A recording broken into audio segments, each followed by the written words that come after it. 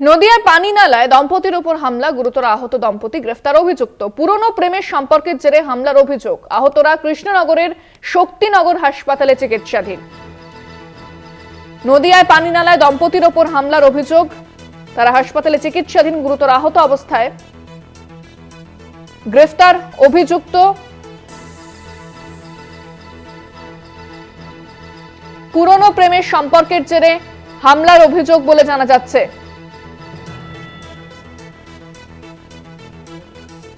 ফোনে রয়েছেন প্রতিনিধি বিশাল সিংহ রায়। বিশাল, কি জানা যাচ্ছে পুলিশ সূত্রে?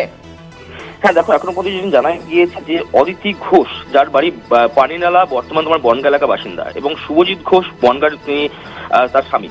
এবং যেটা জানা গেছে গতকাল রাতে তোমার 10:30টার সময় অদিতি মণ্ডল পরিবার সূত্রে জানা যায় যেটা বিয়ের আগে থেকে অভিযুক্ত তাপস প্রামাণিক সঙ্গে অদিতির সম্পর্ক ছিল, এবং অদিতি বিয়ের পর থেকে তোমার তাপসের মধ্যে খুব জড়ছিল, এবং এই কারণে নৃশংসে এই হামলা চালিয়েছে বলে অভিযোগ। এবং অদিতি এবং শুভজিৎ মেলার এক দোকানে খাওয়ার জন্য বসেছিল, এবং ঠিক সেই সময় তাপস প্রামাণিক ঘটনাস্থলে এসে তোমার দা দিয়ে এলোপাথারি কোপায়, এবং এরপরে গুরুতর আহত অবস্থায় তাদের দুজনকে কৃষ্ণনগর শক্তিনগর জেলা হাসপাতালে নিয়ে আসা হয়। এবং সেই সময় কিন্তু শক্তিনগর জেলা হাসপাতালে যখন নিয়ে আসা হয়, তারপর থেকে কিন্তু তোমার শুভজিৎ ঘোষের শারীরিক অবস্থার অবনতি হয়, এবং বর্তমানে তাকে কলকাতার আজকে সকালবেলা তোমার কলকাতার একটা উদ্দেশ্যে সরকারি হসপিটালের উদ্দেশ্যে তাকে স্থানান্তর করা হয়। ইতিমধ্যে কিন্তু এই ঘটনায় তোমার কোতোয়ালি থানা পুলিশ তোমার অভিযুক্ত গ্রেপ্তার করেছে এবং পুরো ঘটনার তদন্ত শুরু করেছে। ইন্দ্রাণী, ধন্যবাদ বিশাল।